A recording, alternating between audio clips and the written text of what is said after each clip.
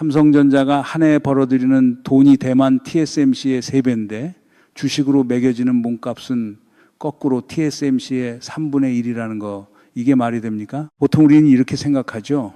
주가가 오르면 그 회사가 잘 나가는 거고 주가가 싸면 뭔가 캥기는 게 있는 거다. 그런데 지금 한국 반도체에서 벌어지는 일은 그 상식을 정면으로 뒤집습니다. 올해 삼성전자 영업이익이 300조에서 370조 사이로 잡히고 있어요. 일본 상장기업 1, 2부터 100위까지 그 이익을 전부 다 합친 것보다 삼성한 곳이 20%를 더 법니다. 여러분 숫자 한번 보세요. 일본 100대 기업을 통째로 합쳐도 못 따라오는 회사를 정작 시장은 헐가표를 붙여서 진열대에 올려놓고 있는 거예요. 그러면 질문이 2개 생깁니다. 세계 최고 수준으로 돈을 버는 회사가 왜 세계에서 가장 싸게 거래되고 있을까요? 그리고 이거보다 더 서늘한 질문 하나. 이 싸다는 게 정말 우리한테 굴러온 기회일까요? 아니면 아무도 입 밖으로 안 꺼내는 위험 신호일까요? 오늘은 이 이야기를 세 겹으로 벗겨보려고 합니다. 눈에 보이는 표면, 그 밑에 깔린 진짜 동기, 그리고 마지막엔 우리 지갑까지 닿는 결과. 여기서 멈추면 가장 중요한 층을 놓치게 됩니다. 그러니까 이건 단순히 삼성 주가가 오르냐 내리냐 그런 이야기가 아니에요. 한국이란 나라가 손으로 만들어낸 가치를 결국 누가 가져가느냐의 문제입니다. 자, 표면부터 따라가 봅시다. 지금 코스피가 어디까지 왔는지 보면 진짜 어리둥절할 정도예요. 이재명 정부가 출범하던 6개월 초만 해도 코스피가 이 770 언저리였습니다. 그게 지금 3,800을 넘겨버렸어요. 불과 1년 전 2024년 말에는 이 200까지 빠졌던 지수입니다. 그 바닥에서 보면 거의 2배 가까이 올라온 거죠. 그래서 지금 우리 증시가 세계 주요 시장 가운데 상승률 1위를 찍고 있습니다. 1980년대 3조 호황 때 장세를 직접 겪어본 분들조차 이런 그림은 처음이라고 말할 정도예요. 그럼 이 폭등의 엔진이 뭐냐? 한마디로 반도체입니다. 그 중에서도 메모리예요.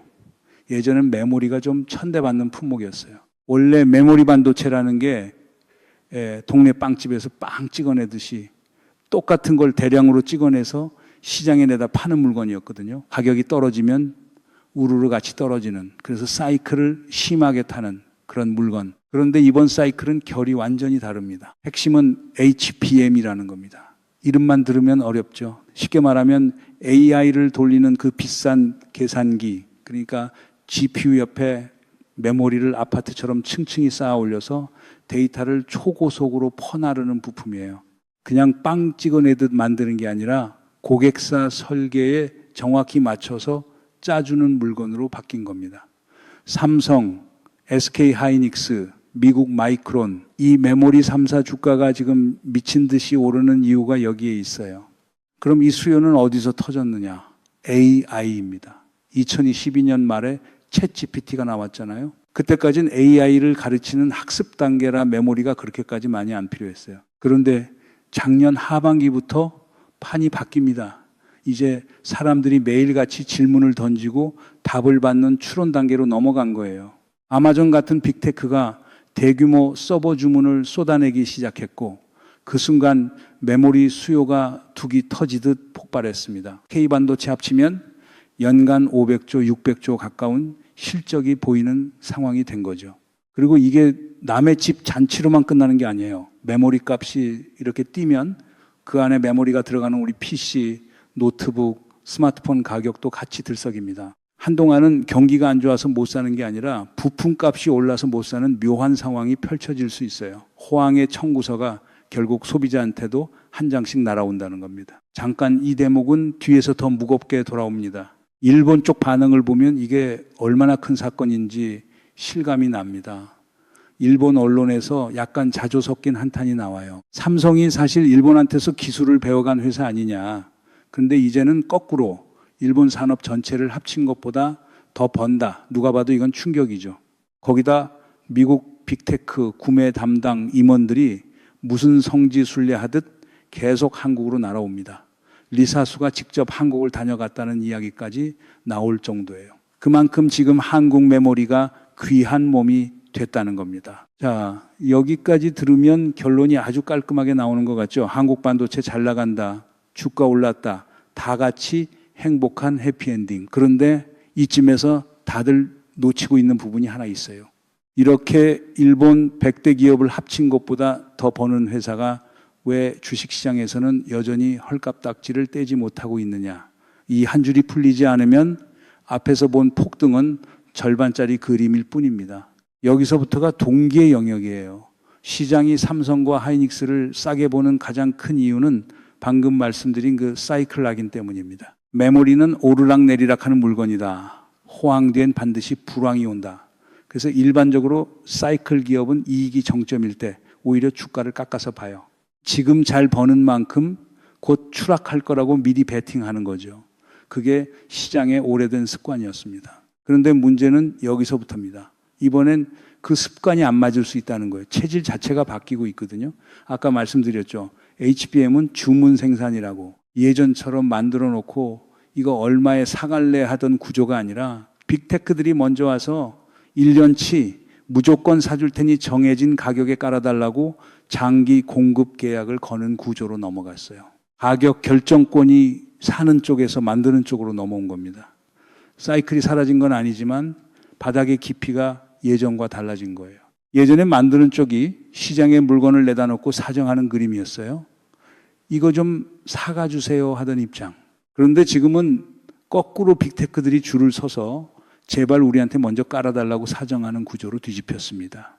공급하는 삼성과 하이닉스가 칼자루를 쥔 거예요. 옛날 같으면 시장 보고 사면 사고 말면 말던 고객들이 이제는 1년치를 통째로 미리 잡아둡니다. 이게 무슨 의미냐면 가격이 폭락하던 그 옛날 사이클의 바닥이 예전만큼 깊게 안 파인다는 뜻이에요. 누이 좋고 매부 좋은 게 아니라 칼자루 쥔 쪽이 분명해진 겁니다. 숫자로 보면 더 선명합니다. 지금 삼성과 하이닉스의 주가는 벌어들이는 이익 대비 대략 6배에서 7배 수준이에요. 그런데 같은 반도체 회사인 TSMC는 20배입니다. 무려 3배 차이가 나는 거죠. 그래서 외국계 증권사들도 목표가를 확 올려잡고 있어요. 노무라는 SK 하이닉스 목표가를 400만 원 가까이 불렀습니다.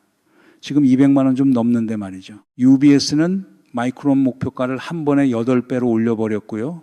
외국인 기준으로 보면 한국 반도체가 아직도 바닥값이라는 겁니다. 방금 6배니 20배니 한 그 숫자, 어려운 말로는 주가 수익 비율이라고 하는데 쉽게 풀면 이래요. 회사가 1년에 버는 돈으로 지금 주가를 메우는데 몇 년이 걸리느냐? 그 횟수입니다.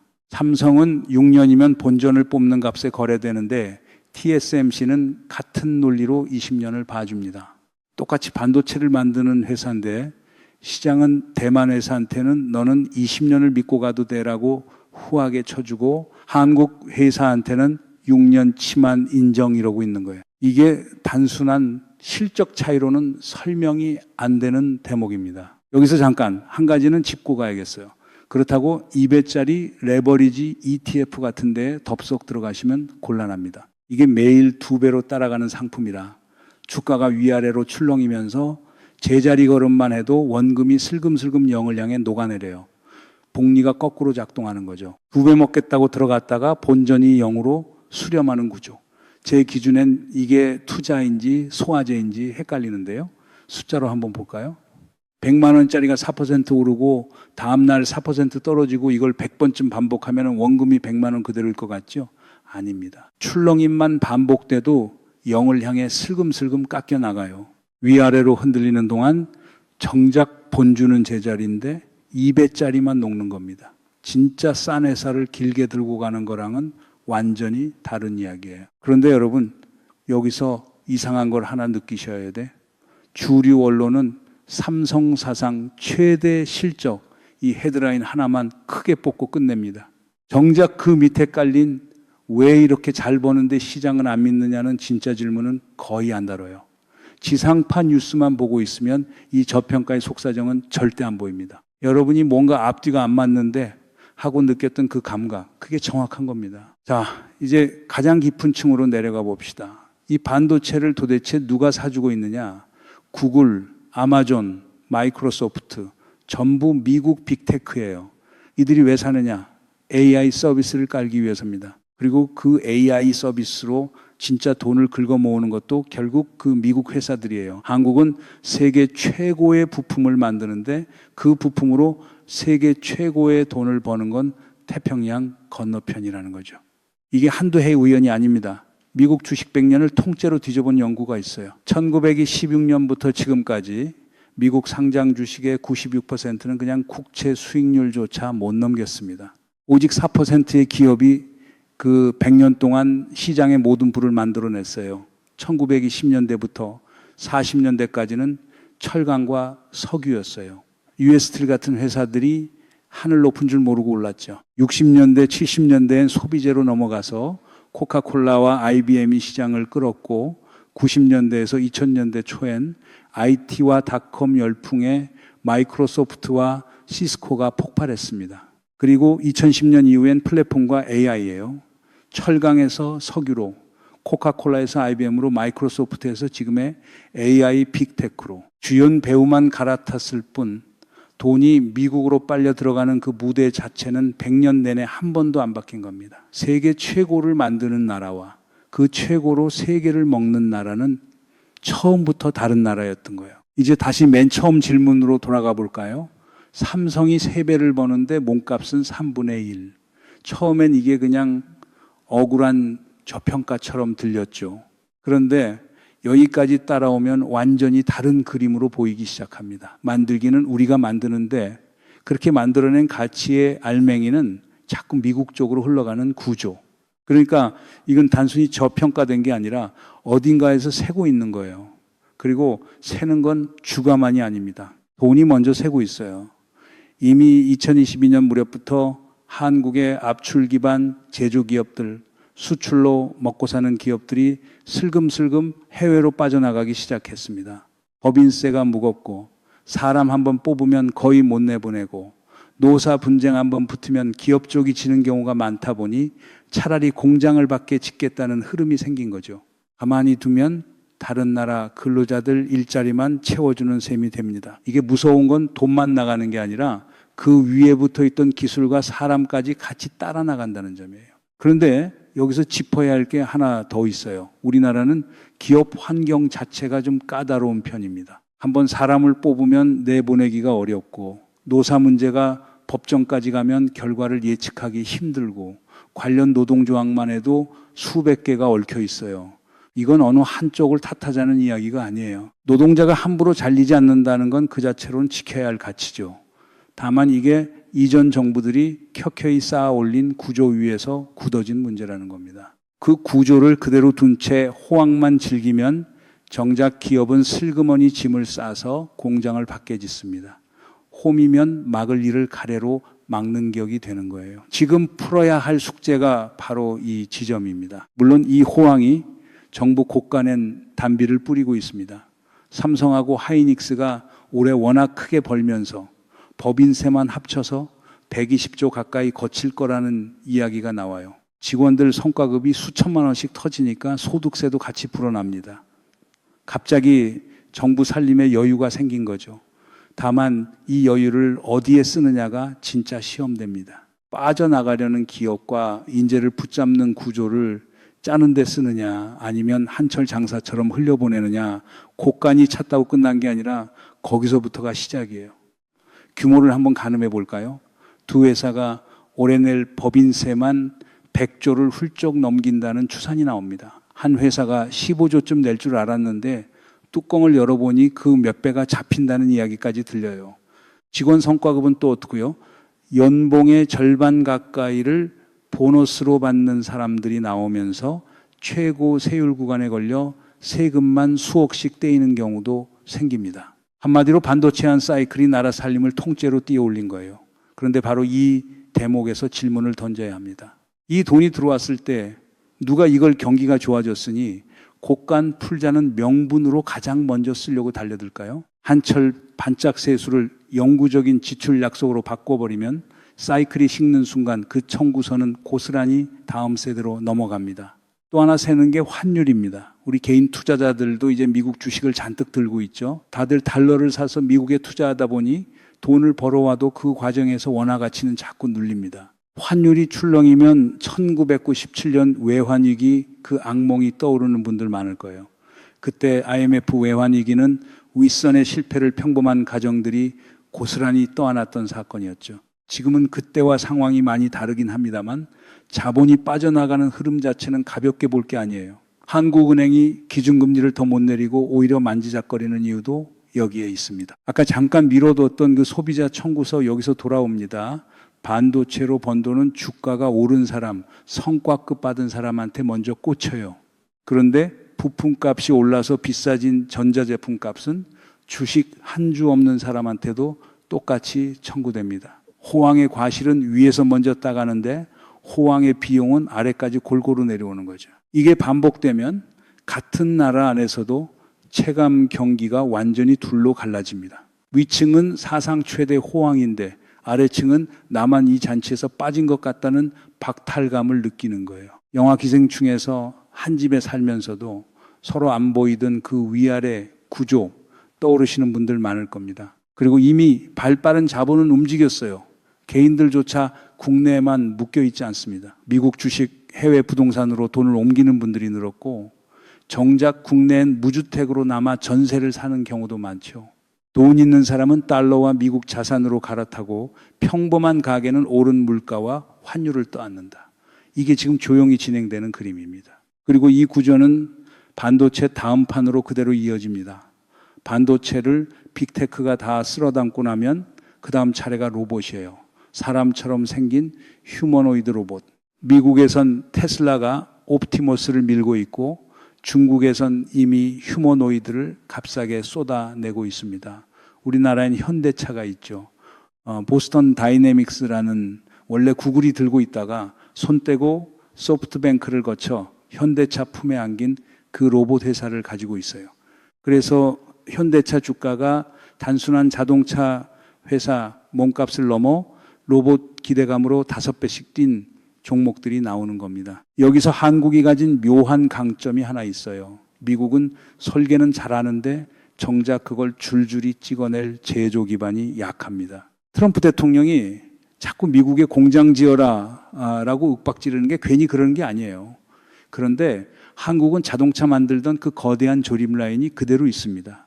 로봇 설계도만 가져오면 실물로 찍어내는 건 우리가 제일 잘하는 일이에요. 그러니까 휴머노이드 로봇이 본격적으로 깔리기 시작하면 가장 먼저 돈이 도는 곳이 서비스가 아니라 제조와 물류라는 거죠. 거기에 한국 자리가 있는 겁니다. 더 깊게 들어가면 미국이 이 모든 흐름의 끝에서 진짜로 지키려는 건 결국 달러 패권이에요.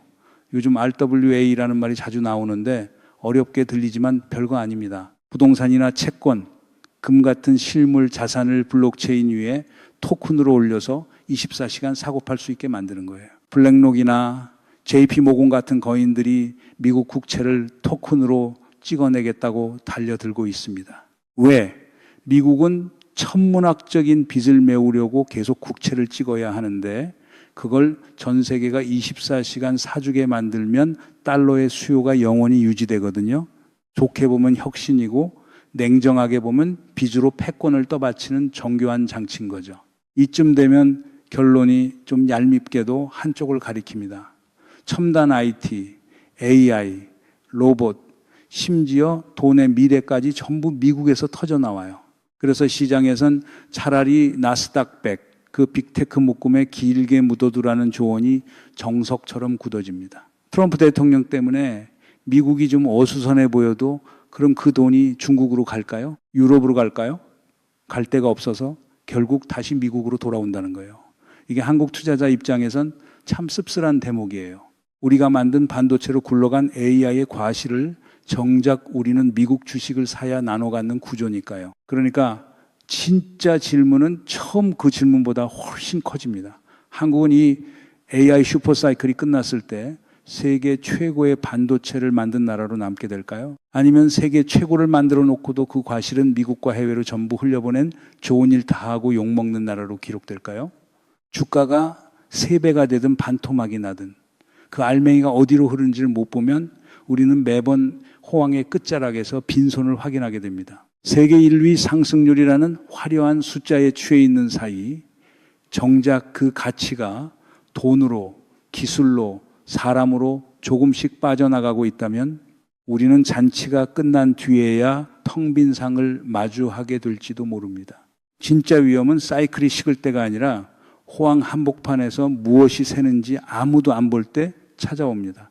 지금이 그 갈림길이에요. 이 흐름이 어디로 가는지, 돈과 기술과 사람이 어느 쪽으로 새는지 같이 끝까지 추적하고 싶으시면 구독 한번 눌러주십시오. 오늘 이 분석이 도움이 되셨다면 좋아요로 신어주시고요. 다음 국면 이 갈림길에서 한국이 어느 길로 들어서는지 놓치지 않으시려면 알림 설정까지 같이 해두시면 좋겠습니다.